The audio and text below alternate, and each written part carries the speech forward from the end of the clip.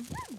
Look in his eyes, Musette. Tell his fortune. I'll look in his pockets. I can see in your hand that you are crossing deep water. Oh, let go of my hands. Why, Irma, what on earth are you doing in that gypsy costume? What are you talking about? This is my daughter, Musette. You say this is your daughter? Professor, I don't lie. All the time. Why, she's the very image of Irma. You like her, Professor? She's the very image of her. Would you like to adopt my daughter? Oh, wait a minute, Boris. Quiet, Shandor. Adopt her? But that would be cruel. But then, since Irma went away, it's been terribly lonesome. Well, I have only 10 florins, but I expect to have other florins in my other clothes. Well, we could take the 10 florins now and the rest later. How much is the rest? I'll give you 90 florins at the end of the week if you allow your daughter to stay at the ballet school. Oh, but Boris, Where do I come in? You get all the money and I get left with this old fossil. Well, now, Pardon, please, Professor. Musette and her papa have consultation. Come here, dear girl. Now look, my little pigeon. The professor will give me 10 florins. Shandor and me, we leave. Then you join us later. Is that clear to you? Where will you be? At the Red Dragon Inn. I'll meet you there. All right, Professor. Here are the goods. Some package, huh? Oh, splendid. And here are your 10 florins. Oh, my friends, think of it. As a momentous occasion, there's something joyful. Professor, I have the precise note for the occasion. You furnish the lunch. We, Sandor, Musette, and my gypsies furnish the music.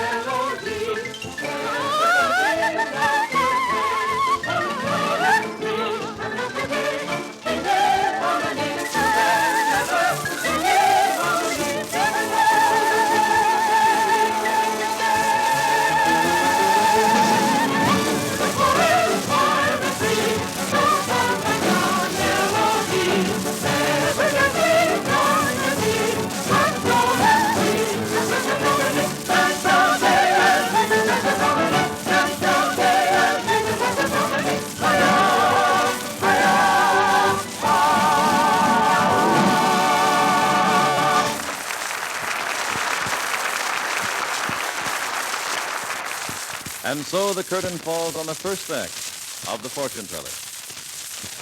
We wish you could come with us now up into the logging camps of the great Northwest. Up into the fragrant pine woods where right now the boys are gathered round the radio in many a logging camp. For we'd like to have you around when we put a few questions about motor oil to these husky gentlemen who drive their trucks over roads you wouldn't believe were passable. For these men are experts on motor maintenance. They have to be. For when the logs come out and the trucks line up, there must be smooth power and dependable performance in abundance. It's no place for a motor oil that can't take it. And that's why we're proud of the fact that so many of the leading loggers in the Northwest use Triton motor oil. For they not only know that Triton is 100% pure lubricant and 100% pure paraffin base, but they know from experience that it forms so little carbon that it actually allows a motor to burn away old carbon left by other oils. But you're saying, what does all this mean to me? I don't drive a truck over a mountain road. Well, the answer is simply this. If Triton licks these tough jobs so easily, it will fairly gobble up a simple job like lubricating the engine under the hood of your family automobile. So take a tip from the logging country. Next time, use Triton, the oil that changes ping to purr. And now the house lights dim and the curtain rises on the second act of The Fortune Teller.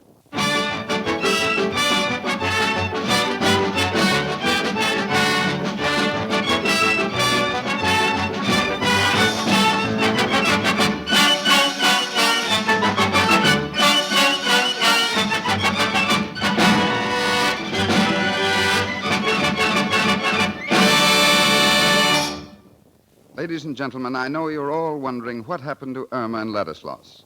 Well, Ladislaus took Irma to the old gamekeeper's cottage, and the old gentleman, after talking to Irma, realized that she was the long-lost heiress. He told her about the wedding preparations at the Count's chateau, and it didn't take Irma long to fit together the emerald-eyed bracelet and the Count's sudden proposal of marriage. So without waiting for her sweetheart, Ladislaus, to return, she started out for the chateau to demand her rightful inheritance. Meanwhile, Fresco, having explained the whole situation to Musette, had persuaded her to impersonate Irma. The prospect of becoming a countess, and a very wealthy woman in the bargain, was more than Musette could resist. So when Irma arrived at the chateau, she found Musette dressed in a bridal gown, ready for the wedding. Who's that? Oh, I wanted to get a good look at the new bride-to-be. Who are you? I'm Irma, the girl you're pretending to be. So, you're Irma. The professor said no one could tell us apart. Now that you know I'm the real heiress to the Solovsky estate, hadn't you better leave? Don't be silly.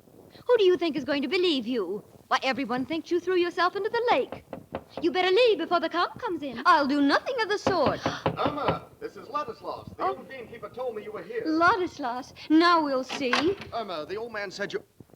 Am I seeing double? She's an imposter. Dear Ladislaus, this girl is an extortionist. But who is Irma? I am. Oh, it can't be. I'm going up there. I know Musette's in this chateau. Now, look here, Chandra. Be reasonable. I'm going to find her if I have to tear the chateau apart. I know she's here. Oh, this is terrible. Oh, Musette, darling. We waited at the Red Dragon. Which of you is Musette? She is. Merciful saints. Am I going crazy? I thought Irma drowned herself. Well, she didn't. And now I can't tell them apart, and I'm her fiancé. Oh, dear. Oh, dear, this upsets everything.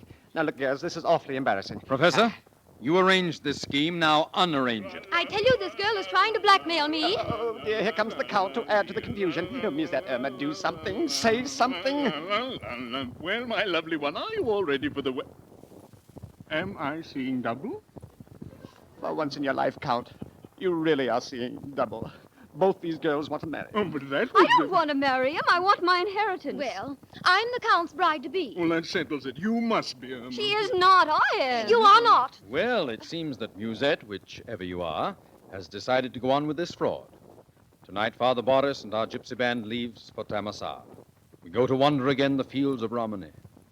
I never thought Musette, the gypsy fortune teller, would desert the life of glowing campfires, wind-swept glades, blazing sunsets, and the music of the gypsy band.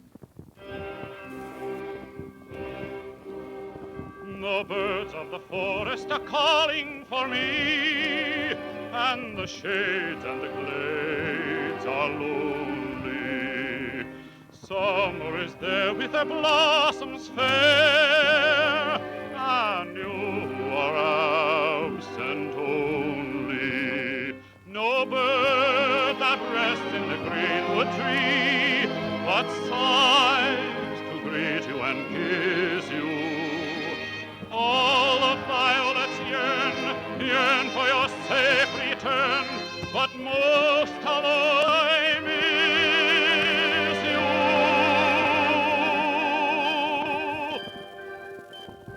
Slumber on, my little gypsy sweetheart. Dream of the field and the grove. Can you hear me in that dreamland where your fancies rove? Slumber on, my little gypsy sweetheart, wild little woodland dove. Can you hear the song that tells you all my heart's true?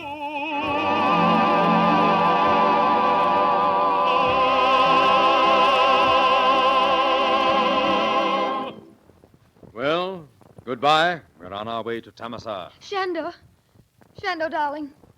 I can't let you go. Ah, then you are Musette. Yes. Oh, Ah. man. See? Irma, darling, you're really you. Oh, I'm sorry, Irma. I was just being revengeful. This belongs to you. The snake-eyed bracelet Fresco gave me. No, Musette. You keep it in remembrance. Well, Count, now that you know who Irma is, you might as well tell her she is the rightful heiress. Oh, but what are the wedding preparations? I've spent a fortune. That is, I owe my creditors a fortune. Well, don't worry. Irma and I'll make use of the wedding preparations. I have a better idea. Here stand Shandor, Musette, Ladislas, and I. Let's have a double wedding. Oh, then I'll be able to wear the wedding dress after all. And Fresco and I will be the best men. You'd be a better man if you paid me that 5,000 florins. I'd be a still better man if I had 5,000 florins. Ding dong, merrily, merrily, chime for the bride so fair. Ding dong, merrily, merrily, she is a charmer rare. Ding dong, merrily, merrily, chime for the bride so fair. Ding dong, merrily, merrily, she is a charmer rare. Then a happy song float upon the air. For the drums of pride and the girls of town, they make a break it there. Ding dong, merrily, merrily, chime for the bride so fair. Ding dong, merrily, merrily, she is a charmer rare. The rearing thick and bright our banners rise, we rise, and all of our hearts are aglow with joy and pride, we rise. The roaring trumpets fill the air, the brazen trumpets mounting their fire.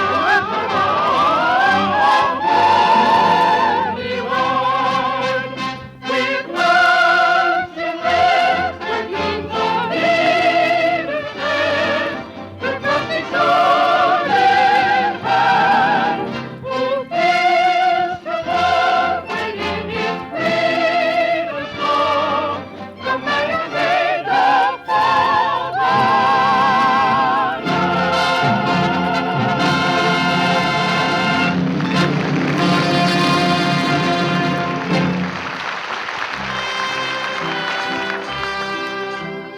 Ladies and gentlemen, this program has come to you from the people who make 76 gasoline and Triton Motor Oil, the Union Oil Company. We shall be expecting you next week at this time when we present Verdi's immortal opera, Rigoletto. Tonight's modernized version was written by John Slott and performed by arrangement with Tams Whitmark Music Library. The orchestra was under the direction of Thomas Peluso. The dual role of Musette, the fortune teller, and Irma, the ballet girl, was sung by Miss Emily Hardy. James Newell, role of the Gypsy Shandor. Truman Bradley speaking for Union Oil Company.